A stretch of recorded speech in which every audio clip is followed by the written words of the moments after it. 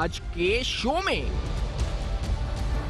आरबीओडी मंसूबे से अरबपति बनने वाले सरकारी मुलाजिम बेनकाब।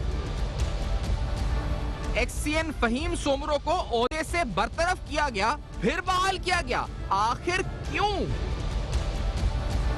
फहीम सोमरो करप्शन के संगीन इल्जामात के बावजूद ओहदे पर बराजमान, क्या सियासी पुष्पनाही? महकमा इरिगेशन के करप्ट अनासिर के खिलाफ कार्रवाई की यकीन दहानियां, हक्काइक बरक्स। अस्सलाम वालेकुम। बस पर्दा हकायक सनसनीखेज इंकशाफात प्रोग्राम बेनकाब में हूँ आपके साथ सैफान खान। आरबीओडी मंसूबा इंतहाई अहमियत का हामिल है। लगभग 2 दहाइयों से ये मंसूबा इल्तिवा का शिकार है, मुकम्मल हो नहीं सका।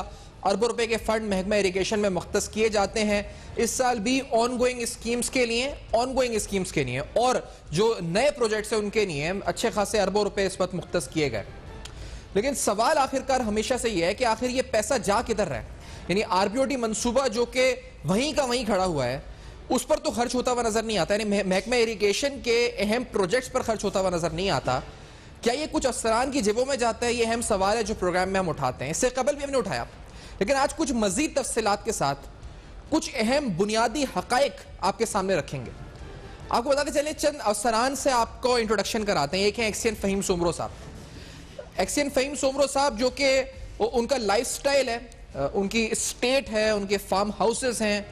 500 एकड़ पे मुहित अरबों रुपए का फार्म हाउस है लाड़काना के अंदर, डोकरी में, जिसकी आप फुटेज इस वक्त स्क्रीन पे देख रहे हैं। ये एक एक्ससीएन है, इस वक्त महकमा इरिगेशन में आरबीओडी के साथ एसोसिएटेड थे। इस वक्त एक्ससीएन लाड़काना में है। या आप इस वक्त इनके स्टेट जो इनका फार्म हाउस है उसके फुटेजेस एक्सक्लूसिवली अपनी स्क्रीन पर देख रहे हैं। आरबीओडी मंसूबे में जब करप्शन पकड़ी गई तो इसमें फहीम सोमरो का किरदार था और उसके साथ साथ एक और मरकजी किरदार मुनव्वर बोजदार का था। मुनव्वर बोजदार की करप्शन भी पकड़ी गई और मुनव्वर बोजदार का कलीदी मरकजी किरदार, जिस तरह से फेक कंपनीज बनाकर चेक्स और किस तरह कुछ अपने खास लोगों को फायदा पहुंचाया गया, ये सारी तफसीलात हमने आपके सामने रखी। और इसी तरह से सरदार अली शाह, एक और अरबपति इंजीनियर सूबा सिंध का, जिसके जायदादों की तफसीलात हमने जब देखी तो हम हैरान हो गए कि एक सरकारी अफसर, एक इंजीनियर, इतने अरबों रुपए की जायदादें, कराची शहर में बड़े बड़े बंगले, गाड़ियां, इतना लैविश लाइफस्टाइल, फॉरेन ट्रैवल्स।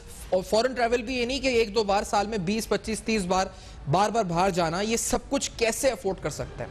इन तमाम अफसरान को अब तक टीवी ने, यानी हमारे प्रोग्राम के थ्रू पहले अप्रोच किया और बाकायदा सवालनामा भेजा कि आप आरबीओडी से मुंसलिक रहें, फिर आपके असासों की तफसीलात ये हैं, आपके टैक्स रिटर्न्स ये हैं। तो आखिर ये सारा जो आप कर रहे हैं, ये जो आप देख रहे हैं अपनी स्क्रीन पे सवालनामे, हमने भेजे। हमने पूछा कि आपके पास ये सारा पैसा, ये सारी जायदादें आखिर आई कहां से? लेकिन हमें कोई जवाब मौसूल नहीं हुआ। आप स्क्रीनशॉट्स देखें व्हाट्सएप पे, जो हमने बार बार इन्विटेशंस भेजे शो की। इस प्रोग्राम से पहले भी तकरीबन 2 बार, यानी 2 मराहिल में ये इन्विटेशंस भेजे गए और तकरीबन 10-12 दिन का गैप दिया गया कि आप जवाब दे सकें या प्रोग्राम में आ सकें, लेकिन किसी ने मुनासिब नहीं समझा प्रोग्राम में आना। तो अपनी इखलाकी जिम्मेदारी तो हमने पूरी की, लेकिन ये मामला आज इसका एक नया पहलू जो आपके सामने रखेंगे, उसको बताने से कबल आपको बताते हैं कि मार्च के अंदर आरबीओडी के अंदर होने वाली करप्शन, स्पेसिफिकली जो फ्लड वाले से था मामला, एक एफआईआर जो एंटी करप्शन ने दर्ज करी। वज़ीर सिंध यानी सीएम सिंध मुराद अली शाह साहब की हिदायत पर ये एफआईआर दर्ज हुई। इनमें कुछ मुल्ज़िमान के नाम सामने आए। वज़ीर सिंध की हिदायत पर एंटी करप्शन ने मुनव्वर बोजदार, एक्ससीएन फहीम सोमरो और दीगर के खिलाफ एफआईआर दर्ज की। सैलाब से नुकसानात के खिलाफ होने वाले 4.482 अरब रुपए के नाम निहाद इखराजात में जालसाजी हुई। आरबीओडी 2 मंसूबे में करप्शन, धोखाधड़ी से बड़े पैमाने पर सरकारी खजाने को नुकसान पहुंचा, एफआईआर में दर्ज किया गया।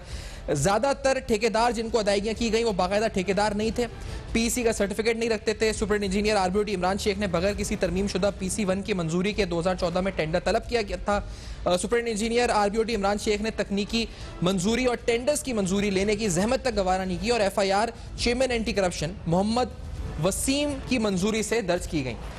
ये एफआईआर दर्ज हुई और नाज़रीन ये बड़ा अहम है इस पर समझना, क्योंकि मैं जिस फहीम सोमरो की बात कर रहा हूँ, एक्ससीएन फहीम सोमरो की, ये एफआईआर दर्ज हुई। उस एफआईआर के दर्ज होने के बाद, यानी मार्च के शुरू में, बिल्कुल जो इरिगेशन मिनिस्टर है सोहेल अनवर सियाल साहब रिस्पेक्टेबल, उनकी तरफ से एक बहुत फौरी और बरवक्त कार्रवाई हुई। वो कार्रवाई क्या थी? सोहेल अनवर सियाल साहब ने जब रवा साल फरवरी एक्सियन फहीम सोमरो को ओहदे से, यानी फरवरी का एंड था, मार्च का शुरू था, ओहदे से बरतरफ किया था फहीम सोमरो को, और फहीम सोमरो को ओहदे से हटाते हुए महकमा जाती कार्रवाई का भी हुक्म दिया था। आरबीडी मंसूबे में करप्शन के खिलाफ जो उनके अल्फाज थे, उन्होंने कहा कि आरबीडी मंसूबे में करप्शन के खिलाफ नैब और एंटी करप्शन तहकीकात कर रही हैं। नैब और एंटी करप्शन की रिपोर्ट के बाद जिम्मेदारान के खिलाफ कार्रवाई होगी। महकमा आबपाशी से मजीद अफसरान को हटाएंगे तो सूबे में पानी का बहरान हो जाएगा। मैं यकीन दिलाता हूं किसी को नहीं बख्शेंगे। ये अहम तरीन बयान उनकी तरफ से आया, और मैं जिस तरह कह रहा हूं कि बर वक्त और फौरी कार्रवाई थी, और जिसको हम कहते हैं जी कि हम कमेंट भी करते हैं कि आपने बहुत अच्छा इकदाम किया सुहेल अनवर सयाल साहब कि आपने इनको हटाया। लेकिन आज हम आपसे मुतालबा करते हैं कि ये अफसरान, ये बिलखुसूस फहीम सोमरो और दीगर में भी हम आएंगे, फहीम सोमरो वापस पर ओहदे पे कैसे आया। आप खुद देख सकते हैं, नैब देख सकता है जो जायदादों की तफसीलात हैं, और खुद एंटी करप्शन ने सिंध गवर्नमेंट के कहने पर एफआईआर दर्ज की, सीएम सिंध मुराद अली शाह साहब के कहने पर एफआईआर दर्ज की, और हमें पता यह चला कि एंटी करप्शन भी इस केस को दबा रहा था, इसलिए फिर नैब ने टेकअप किया।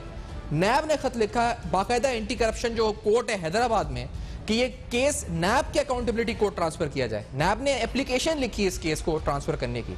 ये केस बंद नहीं हुआ, बल्कि नैब कहता है कि प्ली बार्गेन हो सकता है इसमें, क्योंकि इसकी जो अमाउंट है वो इतना हजम इतना बड़ा है करप्शन का कि नैब इसको रिकवर कर सकता है। ये चेयरमैन नैब की दस्तखत शुदा दस्तावेजात हैं जो आप स्क्रीन पे देख रहे हैं। तो फिर क्यों बराजमान है फहीम सोमरो इस ओहदे पर? क्या कोई मुबैना सियासी पुष्पनाई शामिल है इसमें? बड़ा अहम सवाल है। क्या कोई पॉलिटिकल बैकिंग है कि एक शख्स जो कि सुहेल अनवर सयाल साहब इरिगेशन मिनिस्टर मोहतरम उनको हटाते हैं, और मैं उम्मीद करता हूं कि वो इस प्रोग्राम के बाद दोबारा हटाएंगे, या अभी वापस क्यों आया या वापस क्यों बैठा हुआ है, ओहदे पे बराजमान क्यों है ताहाल? ये बड़ा अहम सवाल है। कौन सी सियासी पुष्पनाई इसके पीछे है? कौन इस पर सपोर्ट करता है? क्या कोई पॉलिटिकल सपोर्ट है? सुहेल अनवर सयाल साहब के भाई तारिक सयाल साहब भी इस सोमरो फार्म हाउस गए। मैं आपको ये भी स्क्रीन पे कुछ फुटेजेस दिखा देते हैं। तारिक सयाल साहब ये भी बड़े ऑनरेबल पीपल्स पार्टी के लीडर हैं, और ये गए हैं फार्म हाउस पे। आप देख सकते हैं इस वक्त स्क्रीन के ऊपर कि ये भी वहां पर मौजूद हैं। तो मैं सवाल तो यकीनी तौर पर यही है कि फहीम सोमरो जैसे करप्ट लोग इस महकमे में अभी तक बैठे हुए कैसे हैं, और जब हटा दिए गए तो वापस कैसे आए? क्या कोई सियासी पुष्पनाई शामिल है इसमें? ये बड़ा अहम तरीन सवाल है। लेकिन इस सवाल को बेनकाब करने से पहले ये जो मामला था इसको थोड़ा और ब्रीफली मजीद एक्सप्लेन करते हुए प्रोग्राम को आगे बढ़ाएंगे, क्योंकि नैब क्या कर रहा है ये भी आपको बताएंगे, और फिर मुनव्वर बोजदार और सरदार अली शाह पर भी आएंगे। मैं जो ये मामला था करप्शन का, ये सेवन से समंदर तक जो नाला है इसके तामीर के मंसूबे में करप्शन का मामला है। ये मामला ये हुआ कि महकमा इरिगेशन के 7 के से समंदर तक सेम नाले की तामीर मंसूबे में करप्शन का जब इंकशाफ हुआ तो एक इंटर डिपार्टमेंटल इंक्वायरी बिठाई गई, जिसकी सरबराही चीफ इंजीनियर जाहिद शेख ने की, और प्रोजेक्ट डायरेक्टर मुनव्वर बोजदार और एक्सियन डिवीजन 3 फहीम सोमरो और दीगर 9 एग्जीक्यूटिव इंजीनियर्स बदनवानी के जिम्मेदार करार पाए। इस प्रोजेक्ट में जुलाई 2017 से जून 2019 तक 9 अरब 22 करोड़ रुपए खर्च किए गए। 2015 में सैलाब जाहिर करके आरबीओडी को नुकसान दिखाया गया, जब सैलाब था नहीं सैलाब जाहिर किया गया। 2017 और 18 में सेवन जामशोर और ठट्टा में आरबीओडी की मुरम्मत और बहाली के काम कराए गए। 273 किलोमीटर सेम नाले की मुरम्मत और बहाली कामों में 4 अरब 48 करोड़ रुपए की करप्शन की गई। फ्लड इमरजेंसी और फ्लड प्रोटेक्शन की मद में खर्चों का रिकॉर्ड बोगस है, इंक्वायरी रिपोर्ट में बताया गया। और अपनी इंक्वायरी रिपोर्ट में, इस महकमे इरिगेशन की अपनी इंक्वायरी रिपोर्ट में सेपरा कवानीन के मुताबिक टेंडर जारी नहीं किए गए। कहा गया ओरिजिनल रिकॉर्ड दस्तियाब नहीं है, प्रोजेक्ट के PC1 और तरीक़ाकार के तहत काम नहीं हुए, 2015 में सैलाब की सूरत नहीं थी, इसलिए आरबीडी का नुकसान और मुरम्मत दिखाना बदउनवानी है। 4 अरब 48 करोड़ रुपए का काम साबित ही नहीं हो सका, यानी बोगस कॉन्ट्रैक्ट्स, फेक कॉन्ट्रैक्ट्स दिए गए अपनी कंपनीज को। और इस रिपोर्ट के भी कुछ आपको स्क्रीनशॉट्स भी दिखा देते हैं जिसमें उन कंपनीज की फहरिस्त भी शामिल है, जिस तरह फेक कंपनीज बना के पेमेंट्स दी गई। और फिर यही नहीं, इसी तरह जो सारी जायदादें बनी हैं, जो एक आम लेमैन भी समझ सकता है कि ये जो जायदादें आप स्क्रीन पे आप देख रहे हैं, इस पर जो लैविश लाइफस्टाइल देख रहे हैं, सुमरो सफारी स्टेट देख रहे हैं, ये तमाम किस तरह बनी है, इस पर ये अहम तरीन सवाल है, कड़ा सवाल है। और यकीनी तौर पर तहकीकाती इदारे इस पर एक्शन लेंगे। इसकी मजीद तफसीलात, क्योंकि नैब क्या कर रहा है और नैब को क्या करना चाहिए, ये भी बड़ा अहम सवाल है। यानी नैब क्या कर रहा है ये भी जानेंगे, और नैब को क्या करना चाहिए। आखिरकार सिर्फ एक खत लिख देना कि हमें ट्रांसफर कर देंगे, ये काफ़ी है नैब की तरफ से, क्योंकि ये अरबों रुपए की डकैती है, सिंध के हक के ऊपर डकैती है। और ये चंद अफसरान जो अरबपति बन गए, खरबपति बन गए, आखिर इनको अकाउंटेबल कौन ठहराएगा? इस अहम तरीन सवाल के साथ वापस आएंगे बेनकाब में, ब्रेक के बाद हमारे साथ रहेंगे।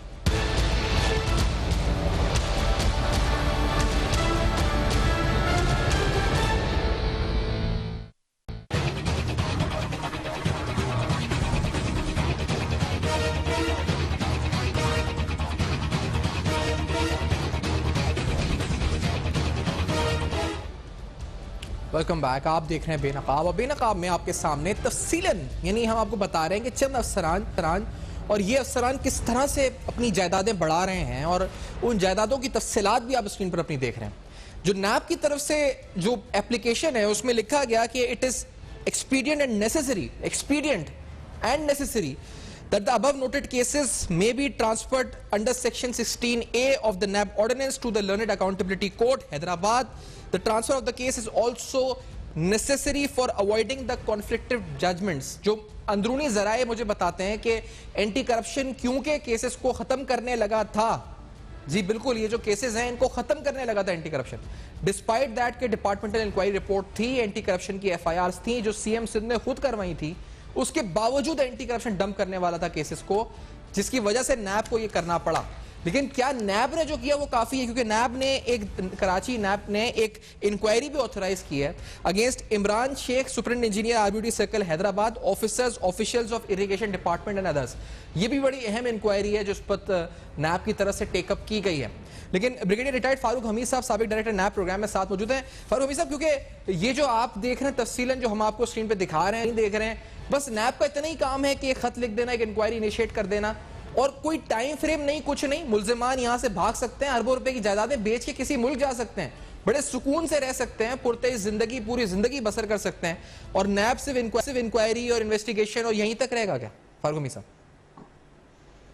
बिस्मिल्लाह रहमान, बहुत शुक्रिया सैफान। पहले मैं आपको और आपके चैनल को कमेंट करना चाहता हूँ। काफी अरसे से मैं देख रहा हूँ कि, और मैं आपके साथ प्रोग्राम भी करता रहा हूँ कि आप कैसे पाकिस्तान में चाहे फेडरल लेवल पे, प्रोविंशियल लेवल पे, ये मेगा करप्शन स्कैम को आप एक्सपोज कर रहे हैं। आप उनके जो मेन कैरेक्टर्स हैं, मेन प्लेयर्स हैं, उनको आप एक्सपोज कर रहे हैं। तो I think this is good job done, specially जबकि आप माशाल्लाह एक नई जनरेशन को रिप्रेजेंट करते हैं, और जब नई जनरेशन पाकिस्तान में करप्शन को एक्सपोज करती है तो दिस शोज कि हमारे वी हैव होप कि इंशाल्लाह जब हमारी यंग जनरेशन जो है अगर वो इस चीज पे कॉन्शियस हो गए हैं कि पाकिस्तान की तबाही में इन बड़े लोगों का हाथ है, कैसे इंस्टीट्यूशनलाइज होगी करप्शन, तो मैं this is a good thing for Pakistan जो आप कर रहे हैं।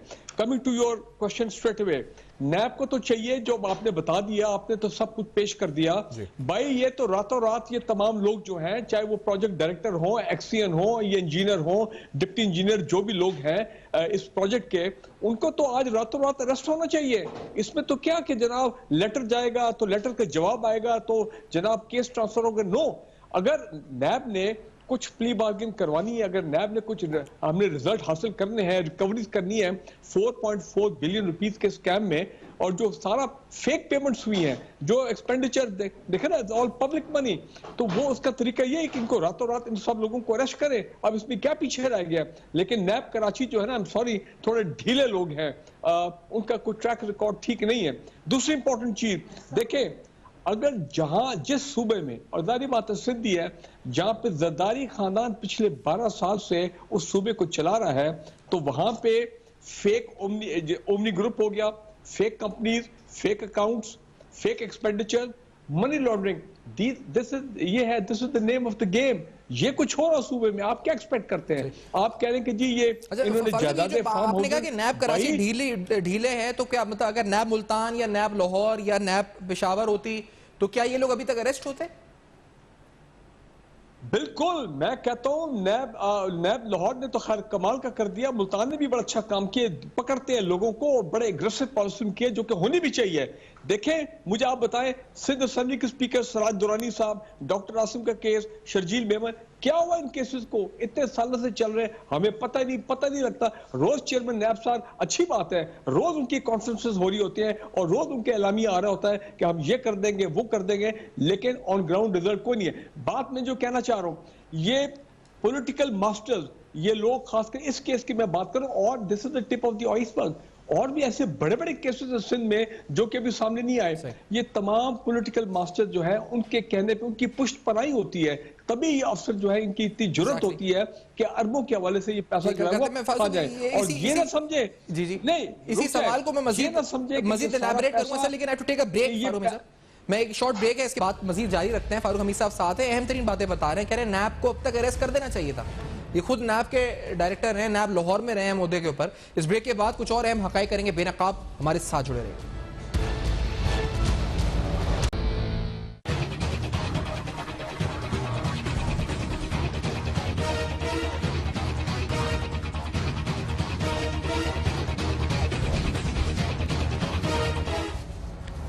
Welcome back. आप देख रहे हैं बेनकाब, और बेनकाब में आपके सामने कुछ अहम तरीन हकाइक बेनकाब कर रहे हैं। असासे दिखा रहे हैं आपको कि एक्सीएन के फहीम सुमरो के जो नौकरी से निकाले, सैक्ट हुए, उसके बाद फिर ऑफिस आ गए, बराजमान हो गए, और हम जानने की कोशिश कर रहे हैं आखिर इनको ऐसा क्या काम आता है जो इनको रखना ही जरूरी है नौकरी के ऊपर।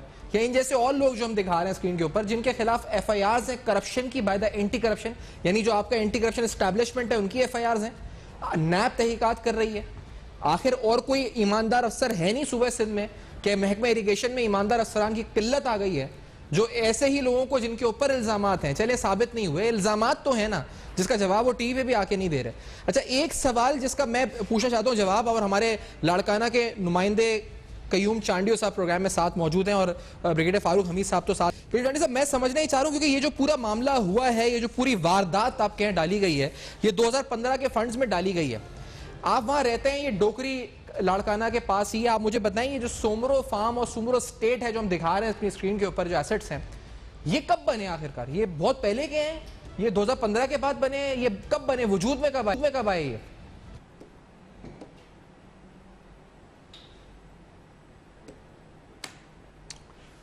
जी कयूम चांडियो साहब। जी बिल्कुल मैं सुन रहा हूँ। ये 2015 के बाद बने हैं, इससे पहले तो ऐसी कोई सूरत हाल तहसील डोकरी में थी नहीं। 2015 के बाद फहीम सुमरो ने ये बड़ा फार्म हाउस जो है वो बनाया है। इस तरह का फार्म हाउस पूरे डिवीजन लाड़काना में नहीं है।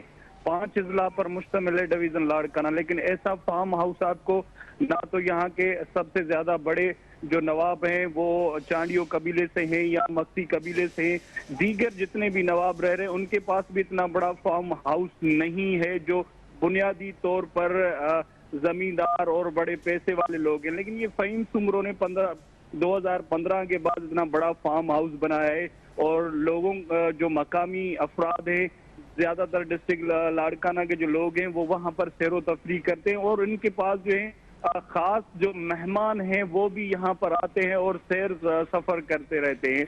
और कयूम, ये दूसरी बात ये बताएगा कि क्योंकि ये तो आपने बताया 2015 के बाद बना फार्म हाउस, अब ये जो बार बार बरखा, यानी मैंने ये सुना है कि ये मार्च के अंदर जो निकाले गए फिर दोबारा वापस आए, इससे पहले भी निकाले जा चुके हैं ये?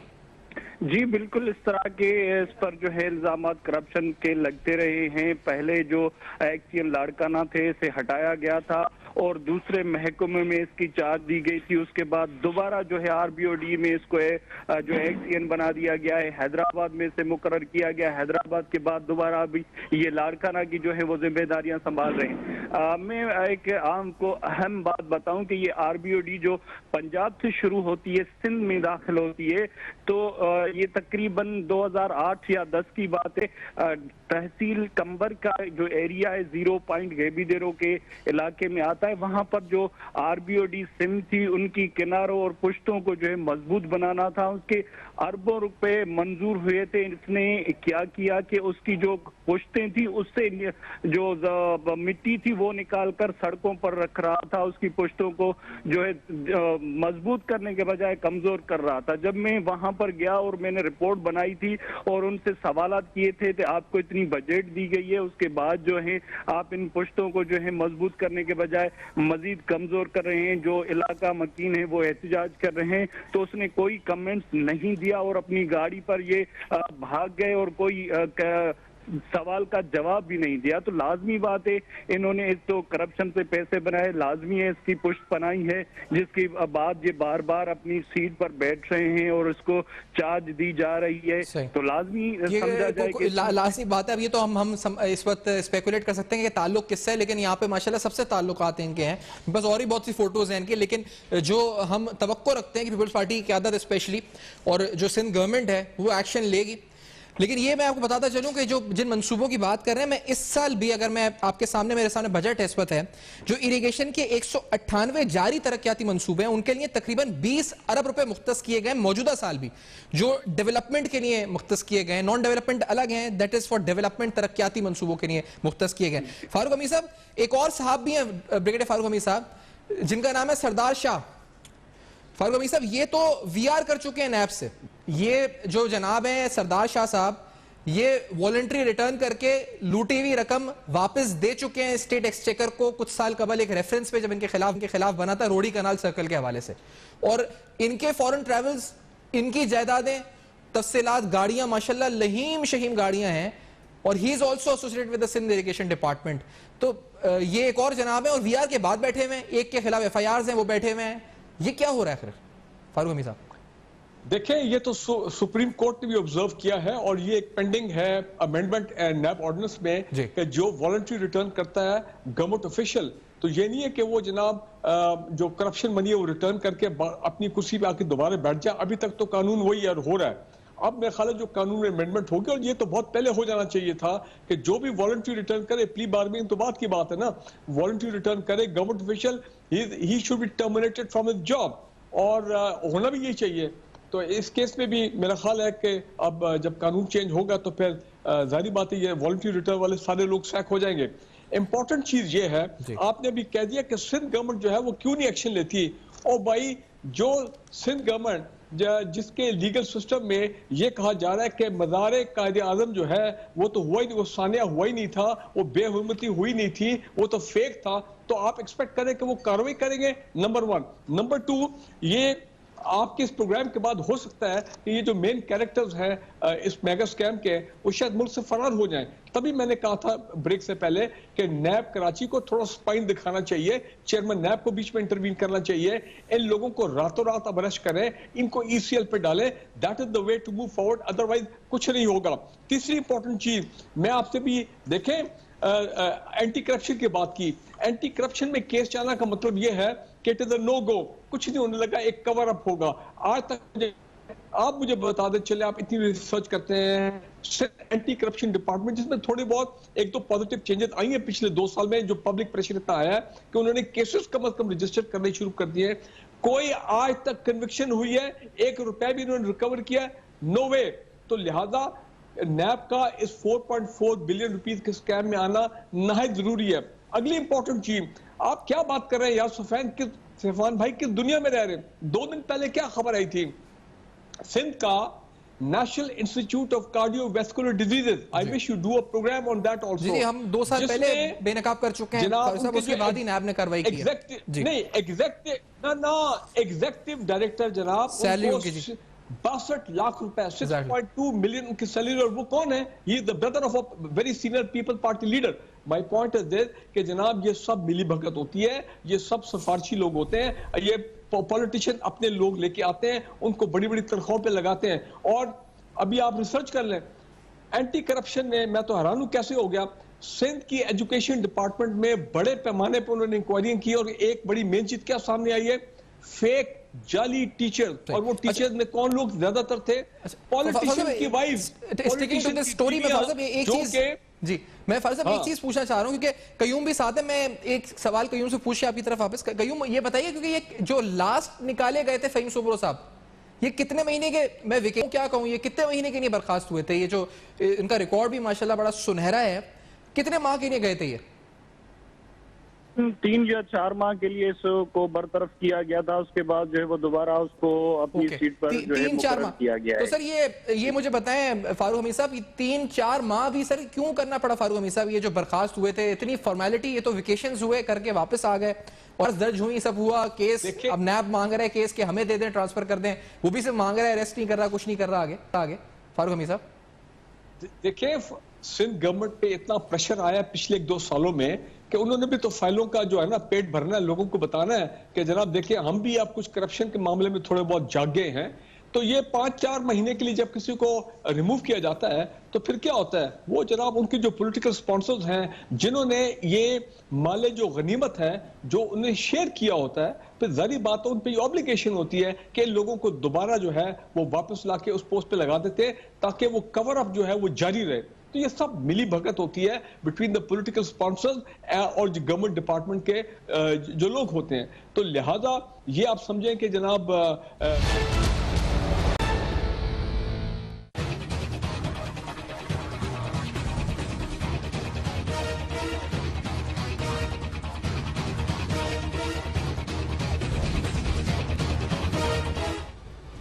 Welcome back. आप देख रहे हैं बेनकाब, और बेनकाब में हम खुद भी हैरान परेशान सवाल पूछ रहे हैं जी कि आपने कैसे एसेट्स बनाए, कहाँ से सारी तफसीलात जो हमें मौसूल हुई। अभी आप नुमाइंदे को हमारे सुन रहे थे, वो कहते हैं 2015 तक कुछ नहीं था, सोमरो स्टेट उसके बाद बना। तो ये सारे सवाल अब नैब को पूछने चाहिए, क्योंकि फारूक हमीद साहब जो खुद अभी एक नैब के साबिक डायरेक्टर हैं और दीगर ऑफिशियल से भी जिनकी हमारी बात होती रहती है, वो कहते हैं कि